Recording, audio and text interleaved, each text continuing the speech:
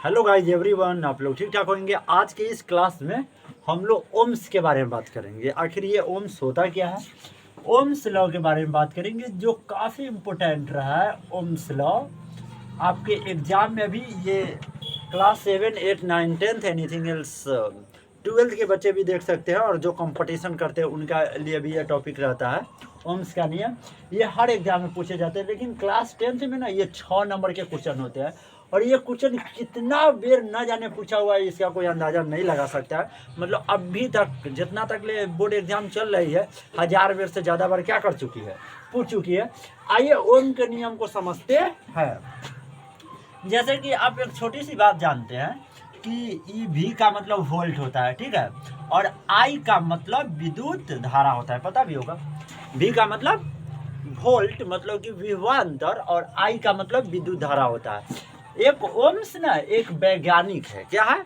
वैज्ञानिक है। जैसे कि मैं छोटा क्लास में था, क्लास आईएससी कर रहा था, तो हम भी गवर्नमेंट स्कूल से ही थे, बट सीबीएसई बोर्ड था हमारा, ठीक है।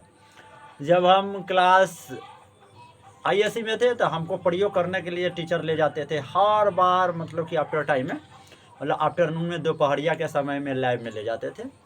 वहाँ पर फिजिक्स के बहुत सारे चीज़ें सीखने को मिलती थी, समझे कि नहीं समझे। वहाँ पर तो अक्सर फिजिक्स में ज़्यादा रिस्क की चीज़ नहीं होता था। हम लोग जब केमिस्ट्री के लैब में जाते थे तो एक छोटी छोटी गलतियाँ याद है कि हम लोग कांच के गिलास फोड़ दिया करते थे। मतलब कि जैसे कि हुआ ना कि प्रयोग करने के लिए इस केमिकल में इस चीज़ में डाल दो, इस केमिकल को इस चीज़ में डाल दो, तो उस लैब में जाते थे हम लोग बहुत गलती कर देते थे। मतलब कि सोडियम को पोटेशियम में डाल देते थे, पोटेशियम को सोडियम में डाल देते थे, कांच के गिलास को फोड़ देते थे, कोई कुछ फोड़ देता था, कोई कुछ फोड़ देता था। जब हम लोग फिजिक्स में गए थे तो माइक्रो था, मतलब कि दूरबीन था, उसको हम लोग टेबल पर से गिरा दिए थे नीचे, उसका गिलास टूट गया था। बचपना कुछ खारोसी रहा है। देखिए ये हमारे पास एक वायर है ना, क्या है, वायर है, और यहाँ पे एक सिरा है और यहाँ पे एक सिरा है, मतलब कि दोनों एक सिरा है, ठीक है, और इसके बीचे बीच एक वायर है ना। जब आप यहाँ पे करंट देते हैं ना तो इसके बीचों बीच ये करंट प्रवाहित होती है। इसका अर्थ ये हुआ कि इसमें धारा बहती है। क्या बहती है? धारा। और इस धारा में ना इलेक्ट्रॉन बहती है, उस इलेक्ट्रॉन को हम लोग वोल्ट कहते हैं। क्या कहते हैं? वोल्ट। जैसे कि इस दो सिरा को करंट जब आप देते हैं तो इसके ऊपर कुछ विभवांतर उत्पन्न होता है, और इस विभवांतर में जितना करंट प्रवाहित होते हैं उसी को तो ओम का नियम कहते हैं। क्या कहते हैं? ओम का नियम कहते हैं। जैसे कि फॉर एग्जांपल आप किसी तार को ना 20 वोल्ट दिए, कितना वोल्ट दिए? 20 वोल्ट, तो वो ऑटोमेटिक ना आपका 5 एम्पियर की धारा प्रवाहित करने लगेगा। कितना एम्पियर की? जब आप इसका रेशियो निकालिएगा, अनुपात निकालिएगा, तो 5 एकम कितना होगा? 5 5 चौका कितने हो जाएंगे? 20। ये आपका 4 बटा कितना प्राप्त हो जाएगा? 1। अर्थात जब हम इसको रेशियो में तोड़ेंगे तो हमारा हो जाएगा 4, और ये बटा का मतलब अनुपात होता है 1।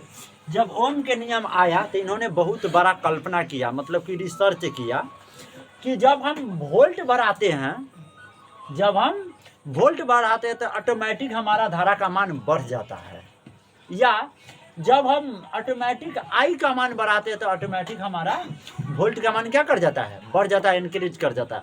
फॉर एग्जांपल और सारा उदाहरण देखिए। जैसे कि हमारे पास 40 वोल्ट है। कितना वोल्ट है?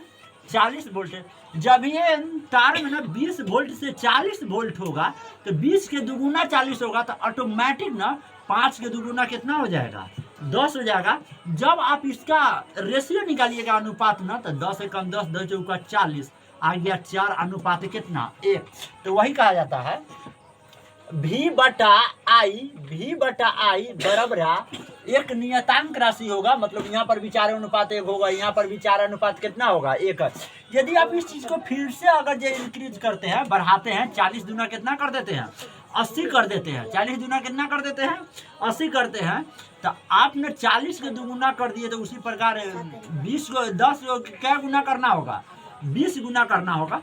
तो जैसे कि 10 को 2 गुना करिएगा तो 20 गुना कितना हो जाएगा? 40। ये आपका वोल्ट में मापा जाएगा, ये आपका विद्युत धारा में 20 चौका कितना हो जाएगा 80। ये भी कितना हो गया है 4:1। ये से ये साबित होता है जब ओम के नियम जो फिजिक्स में नियम दे रहे थे तो उन्होंने सोचा कि जैसे जैसे हम वोल्ट के मान बढ़ाते जा रहे हैं वैसे वैसे हमारा आई का भी मान, और जो मान जो आ रहा है ना सब में आपस में क्या हो रहा है बराबर। तो ये बराबर मान को ना हम एक नियतांक कहते हैं। क्या कहते हैं नियतांक। तो कुत्ता के क्या करे न करे किताब छापे वाला सब इसका वो भाषा लिख दिया। किसी चालक से प्रवाहित होने वाला धारा के मान चालक के सिरों के बीच के विभवांतर को सीधा समानुपाती होता है। मतलब इतना सारा बात, मतलब फिजिक्स में भाषा को ऐंठ के लिख दिया बड़का, लेकिन हम तो बहुत आसान भाषा निकाल दिए हैं। वोल्ट या बटा आई बराबर देगा एक नियतांक जिसको ओम का नियम कहते हैं। याद हो गया। वोल्ट बटा आई बराबर एक नियतांक राशि देता है जिसको हम लोग क्या बोलते हैं ओम का नियम कहते हैं।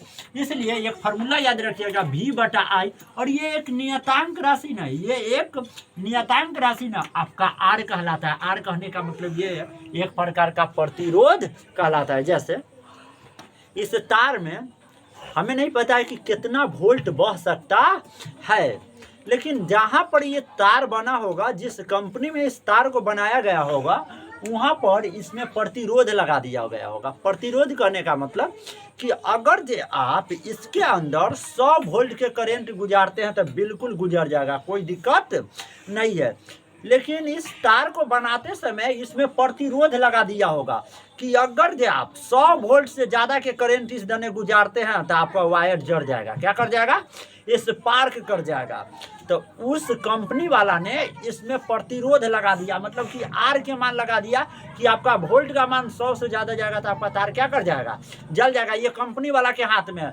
इसलिए इस तार में मान लीजिए 100 वोल्ट बहने वाला है, अगर जो 120 वोल्ट दिए तो बेचारा तार क्या कर जाएगा उड़ जाएगा, क्योंकि एकरा पास प्रतिरोध के सहन शक्ति कितना के बराबर है 100 वोल्ट के बराबर। मतलब ये 100 वोल्ट के करंट को सह सकता है।